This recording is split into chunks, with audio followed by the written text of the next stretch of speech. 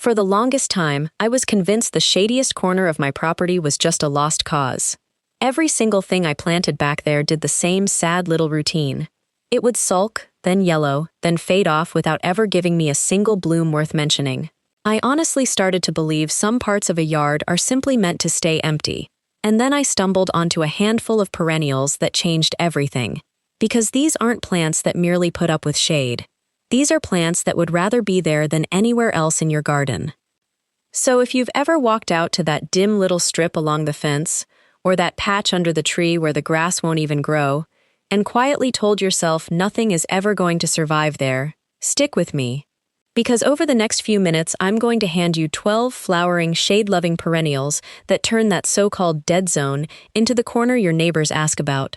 Go ahead and subscribe right now so the next one of these lands in front of you, because I promise we're just getting started. Let's begin with number 1. And it's the plant I'd hand to anybody starting a shade garden for the very first time. Hosta.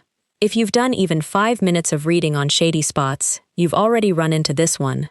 And there's a reason it shows up on every list like this. Hosta earns its keep mostly on its leaves, and what leaves they are. You'll find them in deep bottle green, dusty blue, buttery gold, and endless combinations streaked and edged in cream. Some varieties push out foliage nearly as wide as a serving platter, giving a bed real weight and presence. Others stay small and neat, ideal for lining a walkway or filling a pot by the back door. Hosta is comfortable across USDA zones 3 through 9, which covers the vast majority of gardeners watching this, so the odds are very good it'll settle in happily for you. Give it dappled to full shade and soil that stays rich and evenly moist without turning into a swamp, and it truly asks for nothing more. What I love most is how generous it is over time. Every few years you can lift a mature clump, slice it into divisions, and suddenly one plant you paid for once becomes 4 or 5 plants for nothing. And don't sleep on the flowers, because in the warmer stretch of summer, many hostas throw up tall stems lined with slender bell-shaped blooms in white or pale purple, and the fragrant kinds pull in hummingbirds like a magnet. Tuck it beside something lacy and fine-leaved, and the contrast does half the design work for you. If there's a bare ring under a tree that's mocked you for years, this is very likely the plant that finally shuts it up. Now let me ask you something, and I actually want a real answer down in the comments, because I read every last one of them. Have you ever quit on a plant way too early? You slid something into a shady spot, watched it look miserable for a few weeks, and decided the whole area was hopeless? If that's you, welcome, because that's nearly every gardener alive at some point. But here's the honest truth. 9 times out of 10, the shade was never the problem. You just had the wrong plant standing in the wrong place. That single sentence explains almost every shade garden disappointment I've ever seen. And every plant on today's list was picked precisely because it makes that mistake much harder to make. Number 2 is Astilbe. And this is the one for anyone who thinks a shady bed has to be all leaves and no fireworks. Astilbe is grown for those soft, feathery flower plumes that shoot up above the foliage in the first half of summer. And depending on which you plant, they arrive in pale blush, crisp white, hot magenta, or a red so deep it almost glows at dusk. Even before a single plume opens, the finely cut, fern-like leaves give you something worth looking at. Astilbe runs happily through zones 4 through 8. And here's the part you cannot skip. It wants moisture, and plenty of it. This is one of the rare perennials that's genuinely thrilled by a damp spot, which makes it the answer for those low, soggy corners that stay wet after a storm and defeat almost everything else you've tried to plant there. Cluster several together beneath trees or along a shaded fence line, and you get rolling waves of texture that catch the slightest breeze in a way very few plants can copy. Before we roll into number 3, let me be straight with you for a second. If you're the sort of person who genuinely lights up watching a tired, ignored corner turn into the best-looking part of the whole yard, then you already understand why I keep making videos like this. I put out plant breakdowns like this one on a regular basis, and if you haven't hit subscribe yet, you're going to miss the next one, and probably the one after that too. It's free, it takes a single tap, and it means you never have to go hunting to find your way back here. So do it now, before it slips your mind. Coming in at number 3 is Bleeding Heart. This is a spring showstopper. All graceful arching stems hung with rows of little heart-shaped lockets in soft rose or clean white.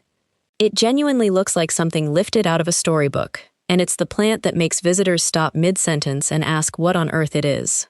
Bleeding Heart is content in partial to full shade in cool, moist, well-drained ground, and it holds up across zones 3 through 9.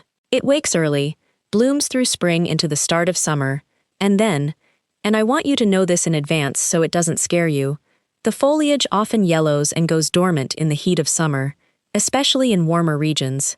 That is not your plant dying on you. That is completely normal.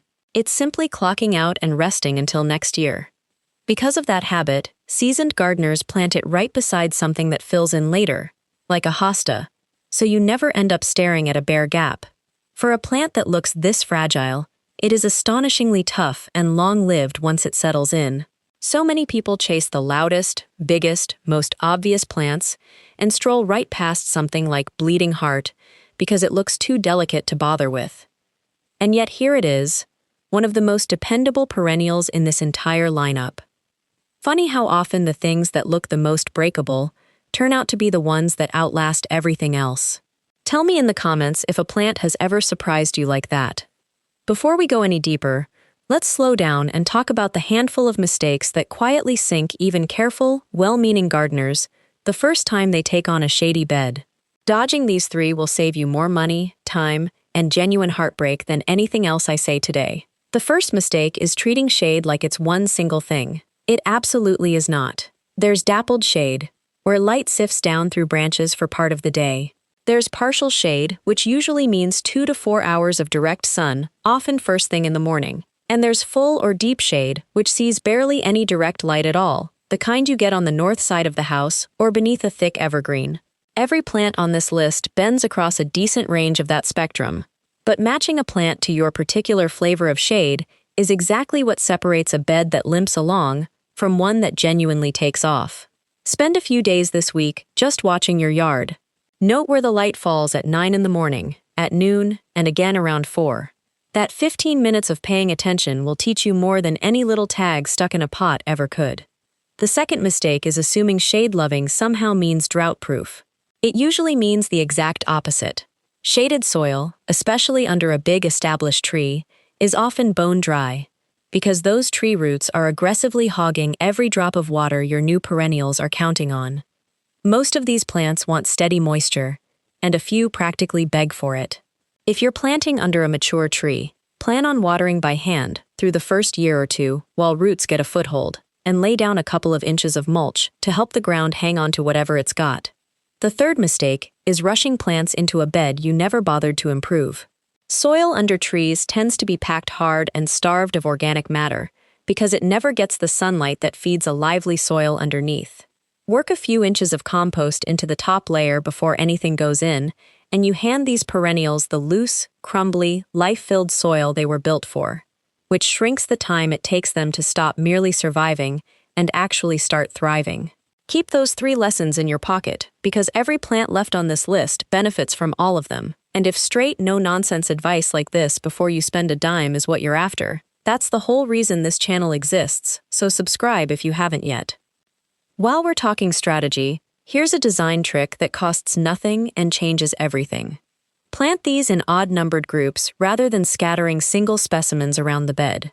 Designers have leaned on this for decades. 3 or 5 of the same plant sitting together, with a little natural breathing room, reads to the eye as deliberate and full, while lonely plants dotted here and there read as thin no matter how healthy each one is. If your budget this season only stretches to a small handful, you'll get a far richer result buying 3 of one variety and grouping them than buying 6 different things and sprinkling them one by one across the whole space. One more heads up before we continue. Several of these are at least somewhat deer-resistant, which matters enormously if you garden anywhere near woods or open country. Hosta is the weak link there. Deer find it downright tasty, so in high-pressure areas, either spray a repellent early in the season or lean harder on the plants they tend to skip. Knowing that ahead of time spares you the gut punch of walking outside to find a plant you babied for months, chewed down to bare stubs overnight. Number 4 is one I think everybody should grow, and hardly anybody talks about. Hellebore, also called the Lenten rose. This is the plant that hands you flowers while the rest of the garden is still fast asleep. Hellebore blooms in the cold shoulder of the year, sometimes pushing up nodding, cup-shaped flowers in cream, dusty pink, plum, and even a moody near black while there's still frost on the ground. The blooms hang on for weeks and weeks, far longer than most, and the bold, leathery, evergreen leaves keep the bed furnished long after the flowers fade. It runs across zones 4 through 9, once partial to full shade in rich, well-drained soil, and once it's rooted in, it is genuinely tough. Deer and rabbits almost always leave it alone, which is reason enough to plant it if you garden anywhere near wildlife. If you've ever felt that ache in the dead of winter to see something, anything, alive and blooming again, hellebore scratches that itch before nearly everything else in your yard. Set it where you'll actually see it from a window, along a path or near the door, so those quiet early flowers don't go to waste in a corner nobody visits until spring.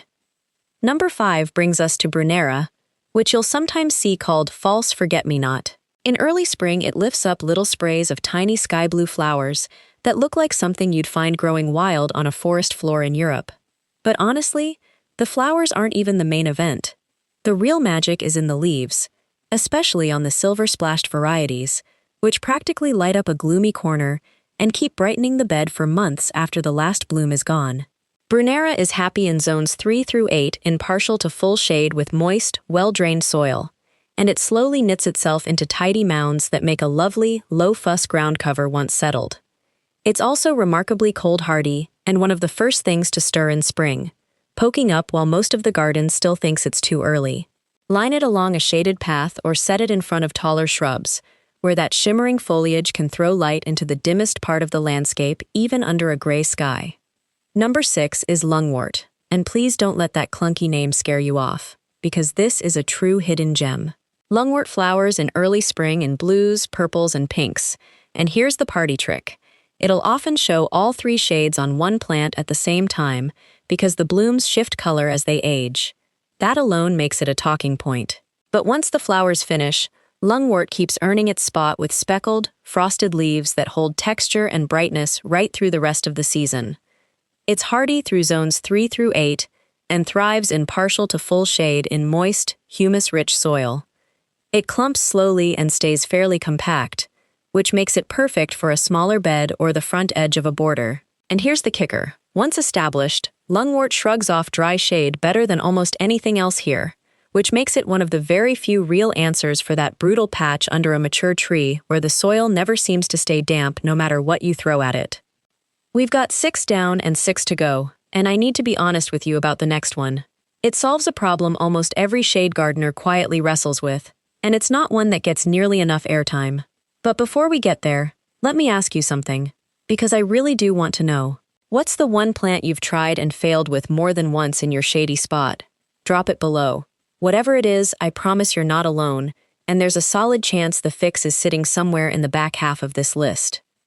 Number 7 is foxglove, and if the last few plants have felt gentle and low to the ground, this one brings pure drama.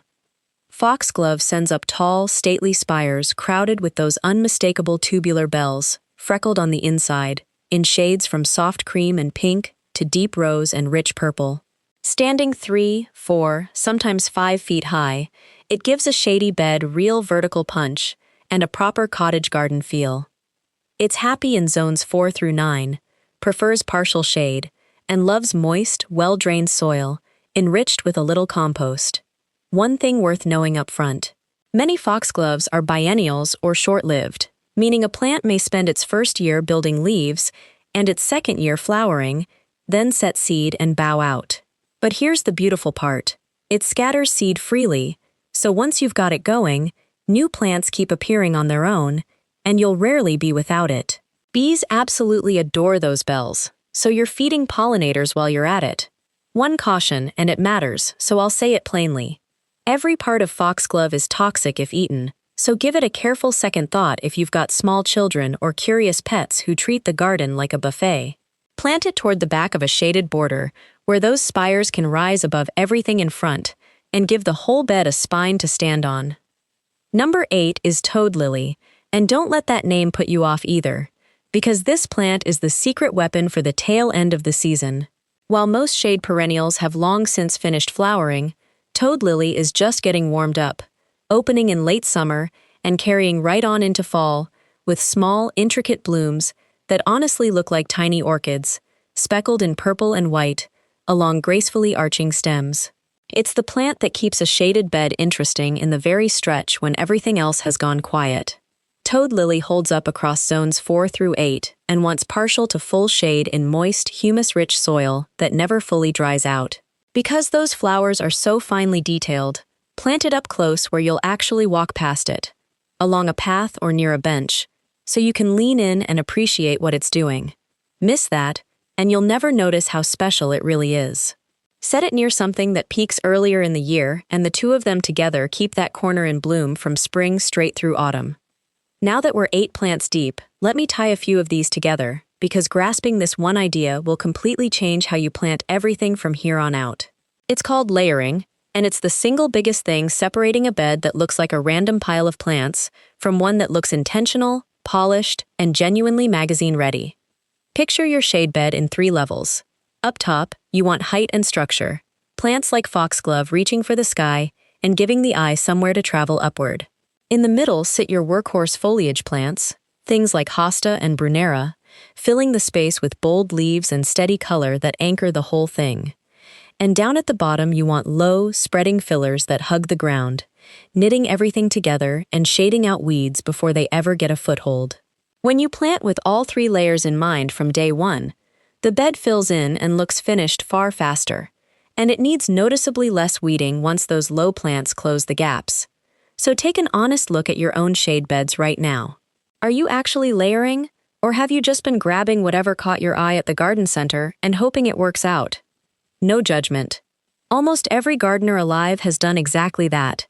But now that you can see the difference, you can start planting on purpose, and I promise the payoff will surprise you. Tell me in the comments which layer, top, middle, or bottom, your yard is missing most. Because for a lot of folks, it's the bottom, and that's usually the cheapest, fastest fix of the 3.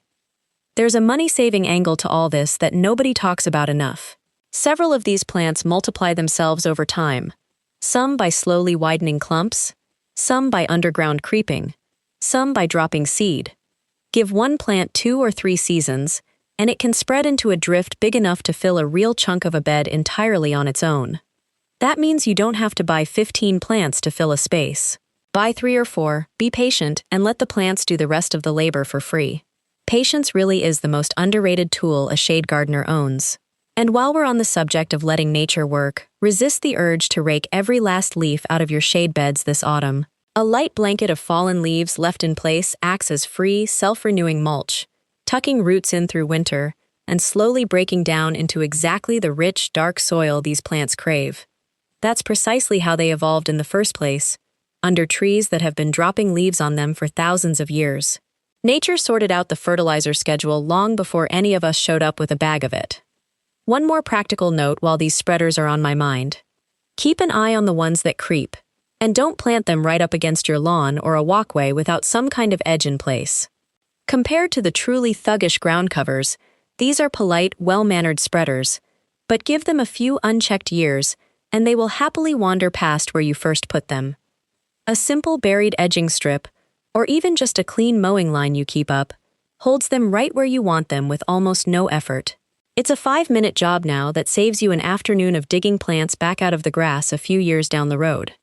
Number 9 is barrenwort, sometimes sold as epimedium, and this is the plant I reach for when a spot is so dry and shady that nothing else will forgive it. In spring it floats up delicate little spurred flowers in yellow, pink, white, or soft red, held on wiry stems just above the foliage, and they really do look like tiny hovering things caught midair.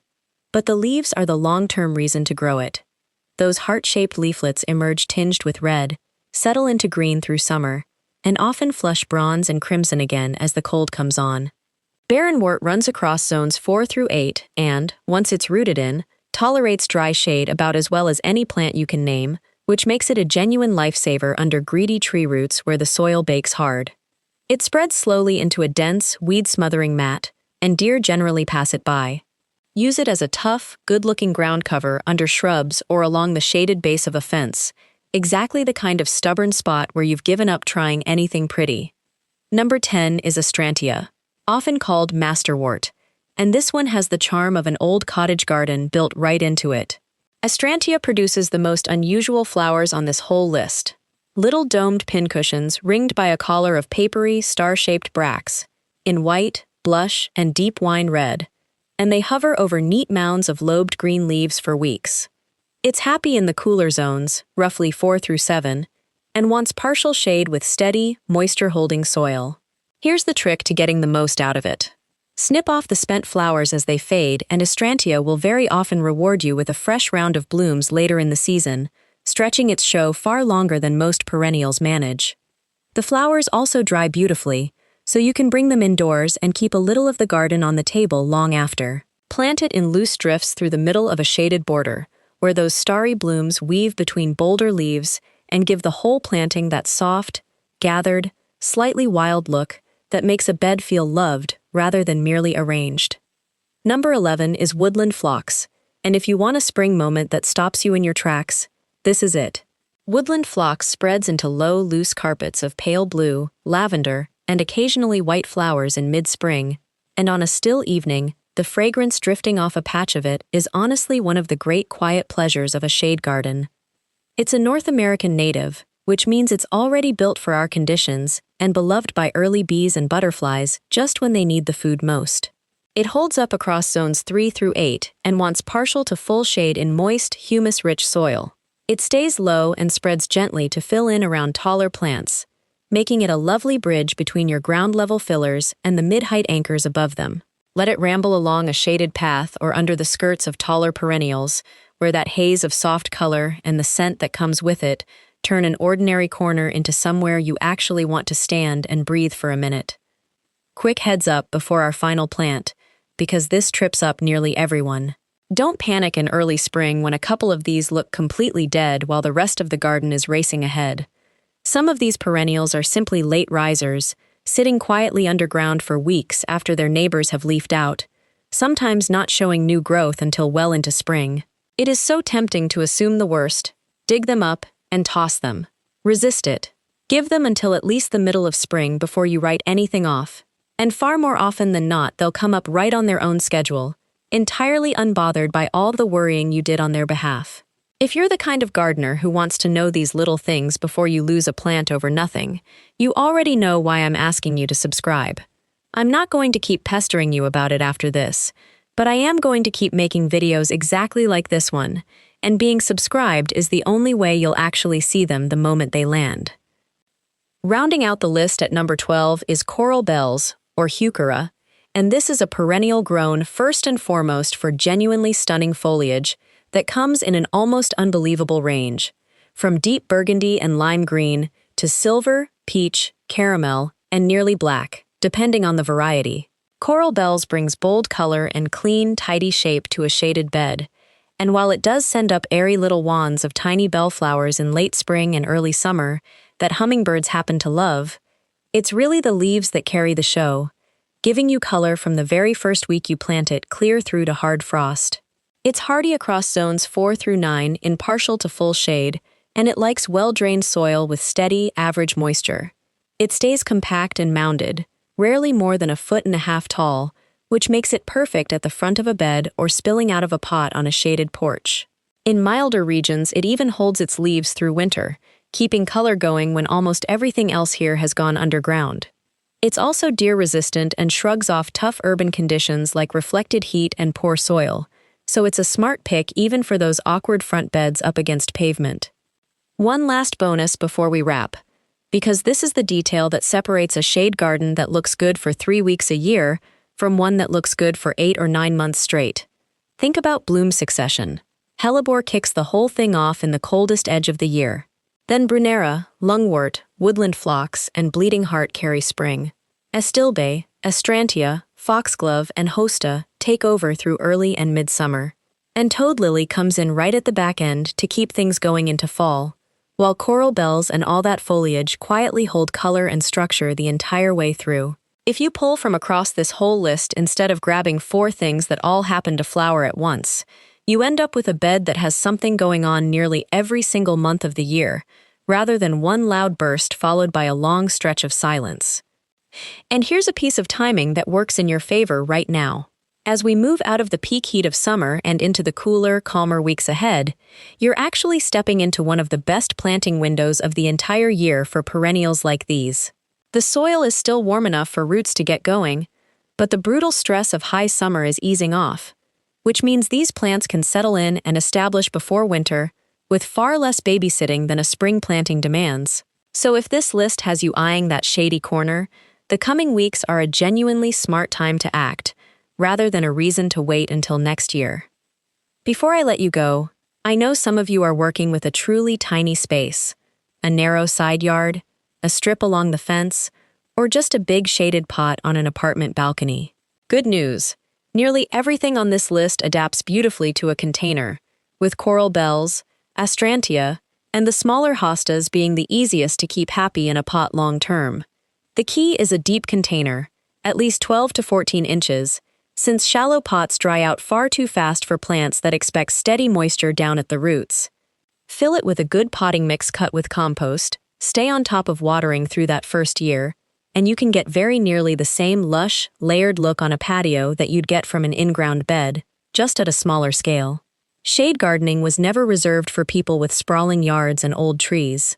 It's every bit as doable in a modest space once you know which plants are actually built for it. Just remember, pots dry out faster than open ground, so press a finger an inch into the soil every day, and if it's dry down there, it's time to water. That one small habit saves more container plants than any feeding schedule ever will. And there you have it. 12 flowering, shade-loving perennials that prove, past any argument, that a shady yard isn't a limitation. It's an opportunity most gardeners simply never bother to claim. From the easy confidence of hosta and the feathery drama of astilbe, to the storybook charm of bleeding heart, the winter-defying grit of hellebore, the shimmer of brunera and the color-shifting flowers of lungwort, the towering spires of foxglove and the late-season sparkle of toad lily, the bulletproof toughness of barrenwort, the cottage magic of astrantia and the fragrant carpets of woodland phlox, and finally the year-round color of coral bells. Every single one was chosen because it doesn't just tolerate the shade. It genuinely wants to be there. If you started this video believing your shady spot was a hopeless case, I really hope you're looking at it a little differently now. That corner you've been ignoring, or apologizing for, or burying under mulch and calling it finished, is actually one of the most wasted pieces of potential on your whole property. And now you've got 12 real, proven ways to finally do something with it. None of these ask you to be an expert. You don't need years under your belt, a greenhouse, or a big budget. You need the right plant in the right place, a little patience while things take hold, and the willingness to let a few leaves lie where they fall, instead of scraping your beds bare every autumn. That's honestly most of it.